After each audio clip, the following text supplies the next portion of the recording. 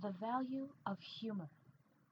The Story of Will Rogers by Spencer Johnson, M.D. Once upon a time there lived a man named Will Rogers. He was loved and admired by almost everybody. People even built a statue of him. They loved Will so much because he had learned to do something special. He had learned to do it very well. He even showed lots of other people how to do it. What do you think it was? Well, it all began when he was a little boy. Young Will lived on his parents' ranch in Oklahoma. Like most children, he liked to play and have fun instead of doing his chores. Sometimes he would let his pony swim in the cool stream. He would hang on to the pony's tail and laugh. One day Will thought, "There's something I'd like to do that would be even more fun." "Would you teach me how to rope?" Will asked Dan Walker. Dan was a cowboy who worked on the ranch, and he could lasso just about anything that moved with his lariat. "I'd like to be the best roper in the world," said Will. "Oh dear," thought Will's mother when she heard this. "Whatever will become of Will? I'd like to see him grow up and become a minister, help people. But all he wants to do is twirl a rope." Will began to spend a lot of time playing with his lariat. By now his father wasn't too pleased with him either. One day his father called, "Will, come here." "Oh, oh," thought Will. "You're playing when you should be doing your chores, young man," scolded Will's father. "You're a good boy, Will, but you must work. In fact," said his father kindly, "you must work very hard if you want to do something well." Will felt sad because he had displeased his father. He went off by himself. Will sat quietly on a fence and tossed his lariat. He thought about what his father had said. "I wish I never got into trouble with my mom and dad," he thought. "I wish I always did the right thing." As Will swung his lariat, he heard the humming sound that a twirling rope always makes as it spins through the air. But Will pretended that the hum was really the rope talking to him. And then it happened. "Howdy, Will," the rope seemed to say. "I'm Larry, Larry Et. I'd like to be your best friend." "Wow!" exclaimed Will. He jumped down off the fence and shouted, "I'd love to have a best friend like you." Of course, everyone knows that your best friend is yourself. Will knew that he had made up Larry Et, and that he was really just talking to himself. But it was more fun to think of his rope as his friend. Larry Et grinned. "Okay," he said, "we're partners. Now listen, partner, and I'll tell you something that might make you feel better." "What's that?" asked Will. "You need a good laugh," said Larry Et. "That'll perk you up in no time." "I don't feel like laughing," Will protested. He went into the house and sat on his bed. "The times you don't feel like laughing are the times you need to laugh the most," said Larry Et. "Anybody can laugh when he's having fun. It's the times when things aren't going so well that you need to have a sense of humor. Will wasn't sure what humor meant, but he would think about it. Maybe Lariette had a good idea. But now it was time for Will to go to school. As he rode with his dad from the ranch, he thought, I wonder what school will be like. I wonder what I can rope there with my lariat. Oh, oh, sighed Lariette. Will's going to get into trouble again. As it turned out, school wasn't a bit like the ranch. There weren't any calves to rope. I'll just toss my rope over that statue, Will decided. Will, be careful, cried Lariette. Will realized too late that the statue was not fastened to its base. Oh no, he cried. The statue toppled over and smashed to pieces. The other boys laughed. Will didn't think it was funny, especially since his father had to come and pay for the statue. Determined to stay out of trouble, Will went off alone to practice his roping. At least he thought he was alone. But look carefully. Can you see who's coming around the corner of the school building? What do you think is going to happen? Ah! Will's teacher choked. He got red in the face. He fell down.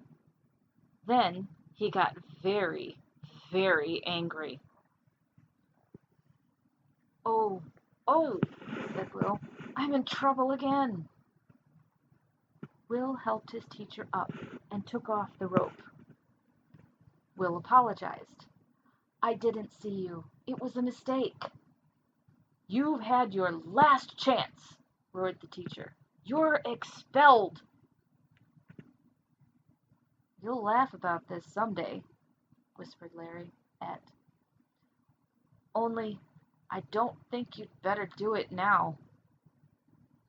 To Will, some of the things he did didn't seem that bad, but to grown-ups they seemed terrible. When his father found out what had happened, he decided to send Will to a military academy where the rules were very strict. When he arrived at Kemper Military School, Will had to smile, thinking back at what had happened. I guess I did look pretty silly lassoing my teacher, but I'm not going to do that again. Good boy, said Lariette. When you can see the funny side of things, you feel better. And that lets you think better.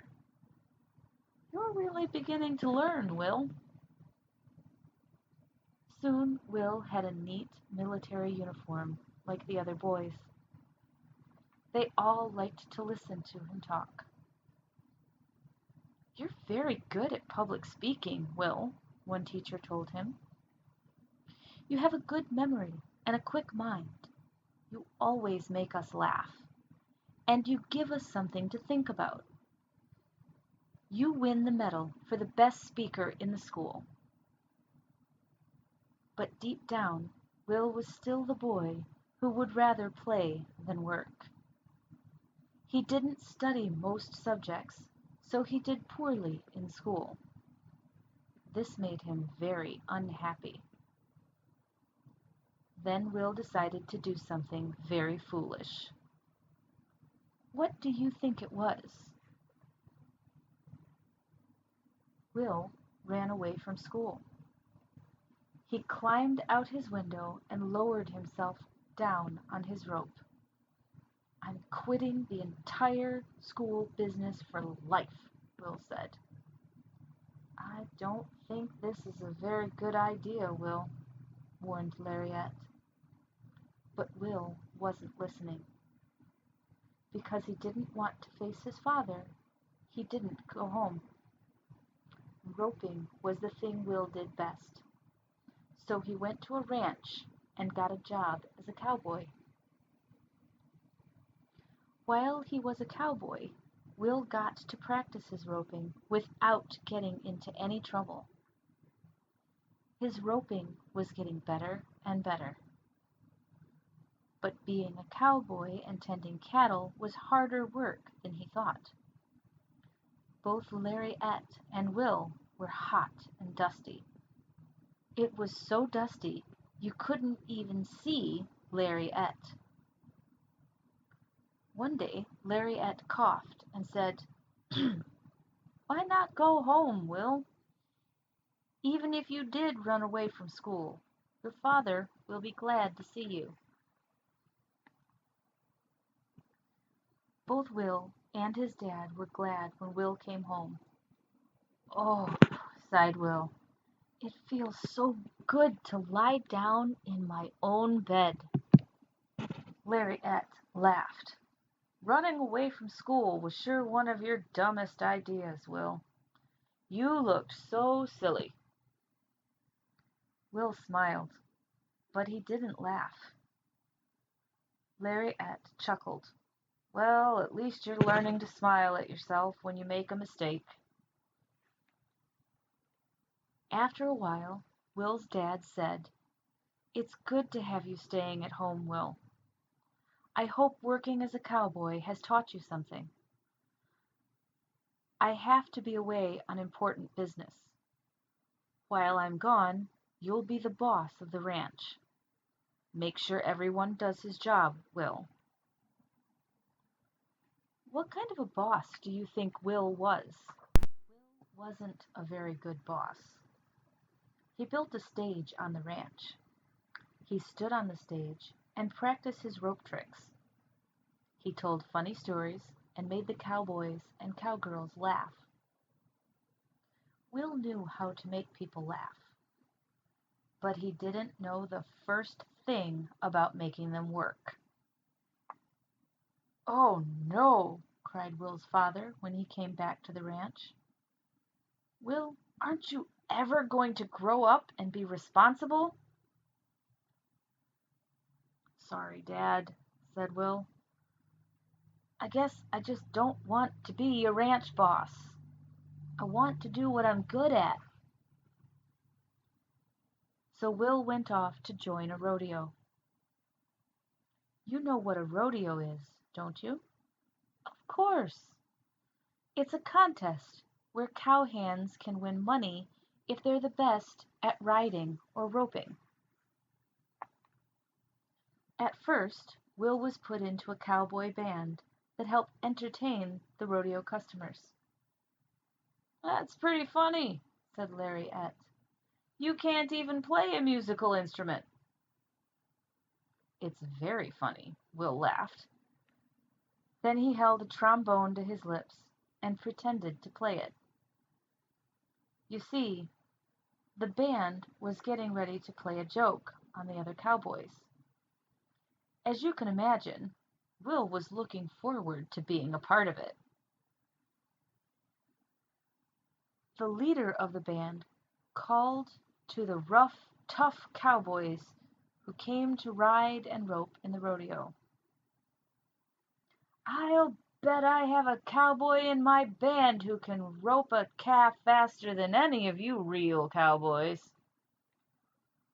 "No way!" laughed the cowboys. Will, who had been practicing his roping for a long time, thought, "Those cowboys are sure in for a surprise." The roping contest was held, and who do you think won? Will won. The joke was on the cowboys. "Hooray! Hooray!" everyone cheered. "Will Rogers is the best calf roper in the whole rodeo." "Nice going, Will!" shouted Lariette. Will liked roping in the rodeo, but he also liked to go home every now and then. On one of his trips home, Will met someone special. There was a new girl in town. Her name was Betty Blake. Wow, thought Will. She's the prettiest girl I've ever seen. I've got to make her notice me. Will tried to show off. He got his bicycle.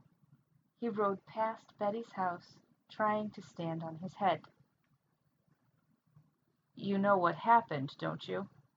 Yes, Will fell. He hurt himself. He was embarrassed, but he started to laugh. Say, it feels pretty good when I laugh at myself, Will suddenly realized. Lariat was so proud of Will.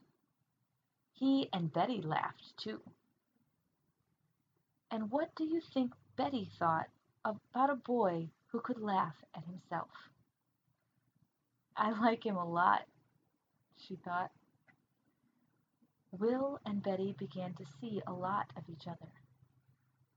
Will thought that one day he might marry Betty, but first he wanted to travel. Going on a boat to far-off places seemed like a good idea. But when Will traveled by boat, he got very seasick. Oh, I feel terrible, Will groaned. Lariat didn't feel well either. In time, Will got over being seasick. He traveled to many faraway places. He went to England, South America, Africa, and Australia. Will was a champion roper by now, and people paid money to watch him. He had fun traveling, and he learned something valuable. Wherever they are, people are pretty much the same, Will realized. When Will finally arrived back in the United States, he did something spectacular. What do you think it was? Will was doing his roping act at a rodeo in New York. Suddenly, a wild steer broke out of its pen. It crashed through the fence and charged into the audience. People screamed. That steer could kill someone, Will thought. He quickly whirled his rope through the air and around the steer's neck. Will dug his heels into the dirt. He pulled the rope tight. How the crowd cheered then. He saved us, they shouted. Will Rogers was a hero. The next day, Will's picture was in the New York newspapers. I'm famous, Will told Lariat. I'll go get a job doing my rope tricks on the stage. Lots of people will pay money to see me now. But do you think it was going to be that easy for Will? No. Most theater managers thought that rope tricks belonged in a rodeo, not on a New York stage. Sorry, they said to Will. We can't use you. It was a difficult time for Will. The rodeo had left town. Will had no job. I was pretty silly to think I'd get work just because I had my picture in the paper, he said. Then he laughed at himself, and he felt better. At last, Will persuaded one theater man to give him a chance. He could do his rope tricks. He could even take his pony on the stage. The pony wore special rubber boots so it wouldn't slip and fall. But someone had left whipped cream on the floor of the stage. The pony slid across the stage and almost fell into the audience. "That's pretty funny," said Will, "but I could hurt my pony this way." So from then on, Will left the pony out of his act. Then, one night when Will was on stage, something good happened to him. Will made a mistake. He tangled his rope around his legs. Again, Will looked silly, but now he could laugh at himself. He grinned and said, "A rope isn't so bad to get tangled up in, if it isn't around your neck." The audience roared. They liked Will's sense of humor. They liked the way he made them laugh even more than they liked the way he roped. Even though people liked him, Will felt lonely. There was someone special he wanted to be with. So what do you think he decided to do? Will went home to see Betty. He asked her to marry him. He was so happy when she said yes. And who do you think Will pretended was the best man? It was Larry Ett, who winked and whispered, "This is fun being the best man. I'm glad Will and Betty decided to get married."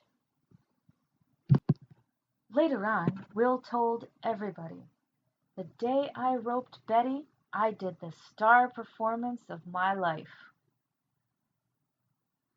After they were married, Will and Betty began to raise a family. Of course, Will went on doing his roping act on the stage. But now he was talking more than he was roping. What he said was so funny that people came back again and again to hear what he would say next. "I can't keep saying the same things," Will said to Betty. "I need new jokes all the time." "Why don't you make jokes about the things you read in the newspaper every day?" asked Betty. "That's a great idea!" exclaimed Will. He tried out the idea right away. "Well, all I know is what I read in the papers," Will would say on stage. When Will talked, the audience laughed. They saw that there was a funny side to what had happened to people in the newspapers. Then they began to see that there was probably a funny side to most of the things that happened to them, too. They began to laugh at themselves, and they felt happier. Will was also happy. At last he was doing the thing he really did best. He wasn't just twirling a rope. He was becoming a great humorist. Do you know what a humorist is? A humorist is someone who helps people see the funny side of what they're doing. And when they can do that, most people are not so afraid to make a mistake. They think more clearly, and they like themselves a lot better. Will didn't usually get nervous when he did his act. But one night the theater manager almost had to push him on stage. What made Will so nervous? A friend said, "Will, Woodrow Wilson, the President of the United States, is in the audience." "Oh no," groaned Will. "I was going to tell some jokes about the President. Suppose he hasn't learned to laugh at himself. Suppose he gets angry." Will started his act. The audience listened. They didn't laugh out loud the way they usually did. They were watching the President to see what he would do. First, the President smiled. Then he chuckled. Then he laughed. He laughed so hard he almost fell out of his chair. Then everyone else laughed. They really liked to see such an important person laughing at himself. After the show was over, President Wilson did something. What do you suppose he did? The President of the United States went backstage to shake hands with Will Rogers. Even a president can enjoy seeing the funny side of what he is doing. Lariat was a little shy when he saw the president come up to Will. He hid behind Will's legs. But after the president left, Will thought he heard Lariat say, "Wouldn't your parents be proud of you tonight?" Will knew that they would. More and more people wanted to learn what Will had to say. They wanted to see the funny side of what was happening in the world and in their own lives. So Will was asked to write a column for the newspapers. He was even asked to be in movies. It was hard work acting in the movies, but it was fun too. Will was happy. Will was working hard and getting very good indeed at what he was doing. Writing for the newspapers, appearing on stage, acting in the movies, and talking on the radio. One day, Will sat on the running board of his car, typing his piece for the newspaper. Lariat looked over his shoulder. "You've worked very hard to develop your sense of humor, Will," he seemed to say. "No wonder you're so happy." Many people heard Will speak on the radio. During a time called the Great Depression, many people had no jobs and no money. They were very worried. But when they gathered around the radios in their homes and listened to Will, they had to laugh. Will's humor helped them get through some very difficult times. Everybody felt better when they heard Will. Calvin Coolidge, who was once President of the United States, seldom smiled. But when he was with Will, even he laughed and enjoyed himself. Will Rogers met lots of famous people, including kings and queens and heads of state. They all enjoyed him and learned something from his sense of humor. But there were other people Will liked to be with just as much. Will enjoyed meeting people who lived in small towns.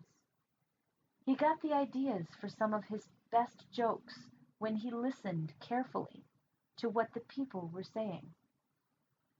But more than any other place, Will liked to be home on his ranch with his wife and children. Will liked to sit outside with Betty and watch the children. They were learning to rope, something Will enjoyed doing all his life. Sometimes they made mistakes. Will would laugh. "I hope our children learn to see the funny side of life," he would say to Betty. "They'll enjoy themselves more when they do." Will remembered back to when he was a child. He thought, "It sure was fun to pretend that my rope was really Lariat. I learned so much just listening to myself." Will could still imagine that Lariat was nearby. But it was not always so peaceful and quiet for Will. All kinds of people liked to come to Will's ranch and visit him. He had lots of friends. Do you know why so many people liked Will Rogers? Because Will Rogers had a very good sense of humor. It even helped him to like people more. When they did silly things, Will didn't mind. He just grinned. In fact, he once said, "I never met a man I didn't like." And so, of course, everyone liked Will back. Will's humor made him and everyone around him happier. And what about you? You may not be able to be famous, but you can do something just as important. You can learn the value of humor. Then you can be happier too, just like our humorous friend, Will Rogers. Historical facts about Will Rogers. William Penn Adair Rogers, the youngest of 8 children, was born on November 4th, 1879, in his parents' ranch house halfway between the towns of Claremore and Oolga in what was then Indian Territory and is now the state of Oklahoma. His father, Clem, was 1/8 Cherokee, and his mother, Mary, was 1/4 Cherokee, which Will figured made him about 1/8 cigar store Injun. Even the name of the state where he was born, Oklahoma, was derived from Indian words. Okla means red, and Homa means people. Will later said, "My ancestors didn't come over on the Mayflower. They met the boat." Will's mother died when he was only 10 years old. It was a great loss to Will, who missed her gentle manner, sense of humor, love of music, and easy way with people, some of the strongest traits inherited by her son. The fun-loving son of a prosperous father, Will had every chance for a good education. But as bright as he was, Will wasn't interested in any of the many different schools he attended. Will Rogers always spoke with a distinct Western drawl and a total disregard for proper English. When Will is quoted in this book, his words are paraphrased into language which most people feel is more appropriate for children to learn. His wife tried to encourage Will to speak properly, but Will always felt that his drawl was at least partially responsible for his unique success. More than anything else, though, it was Will's sense of humor that helped him succeed as a philosopher, columnist, movie star, radio personality, philanthropist, and human being. In 1899, Will met Betty Blake. They were married 9 years later in Betty's hometown of Rogers, Arkansas.